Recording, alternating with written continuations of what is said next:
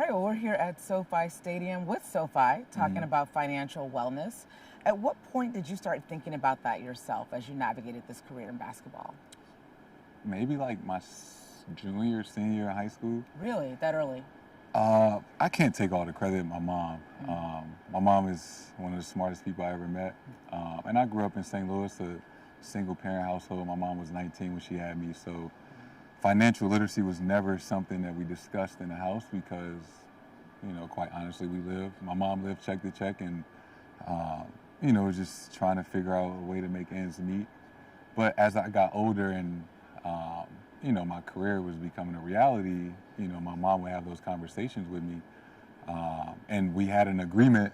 We had an agreement when I remember in high school, and she was like, when you make it to the NBA, we're going to save all your NBA money and we're going to live off endorsements. Okay. And that was kind of like the first conversations that we started to have. That's so interesting because the story that we hear so often is that you get the big contract, which is life-changing, and then sometimes you lose it all, right? How did that drive you as you navigated, that part of it? I would say because I never forgot where I came from.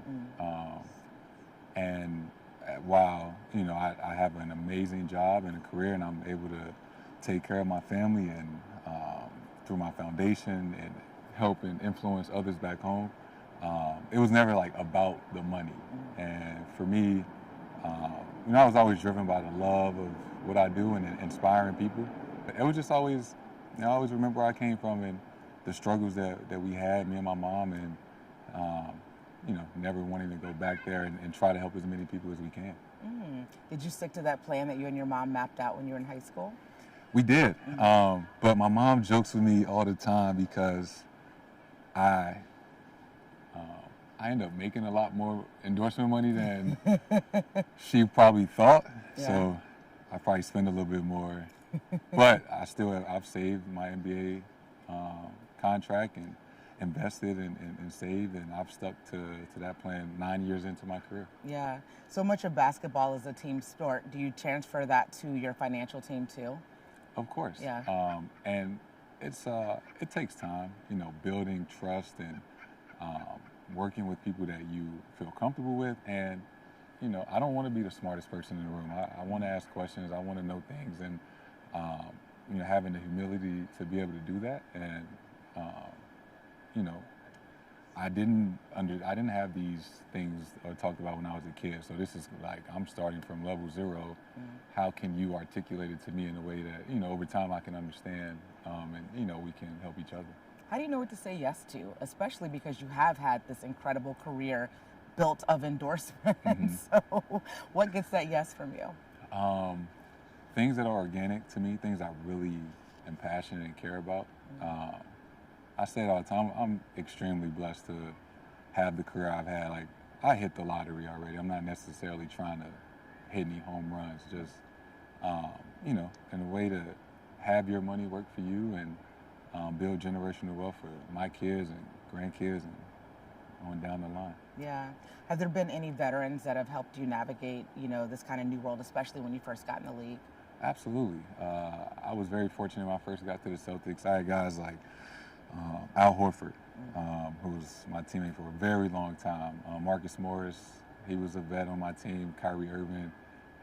So I was surrounded by some really good vets that, I was 19 when I first got in, and I didn't know anything. So I had a lot of questions. You had a lot of questions, and they had a lot of answers? They did. Who gave you the best advice? I would say Al, because I sat next to Al Horford on the plane. Yeah. And, 41 road games, that's a lot of traveling and a lot of time spent on the plane. So just a lot of questions. And even sometimes after the games, he would ask me, like, what are you involved in? How are you managing your money? Who are you working with? Making sure that the people that I surrounded myself with had, my best interests at heart. That sounds like great advice. Now, we are here at NBA All-Star Weekend, and a couple years ago, you won that big MVP award. What advice would you give to any young athlete who's playing that game, hoping to capture that same MVP trophy that you got? All-Star is a tremendous honor. We all as kids watch NBA All-Star every weekend. Our favorite players go out there and see them compete.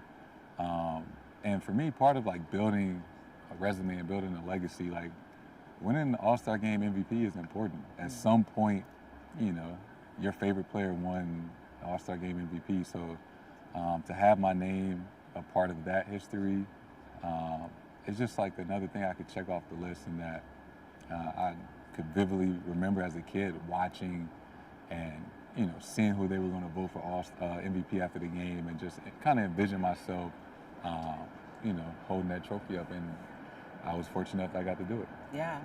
What would you love to share with your fans? Oh, you know, people ask me all the time, what has, I guess, being out, you know, with this injury, what have you missed the most? And it would be the fan engagement.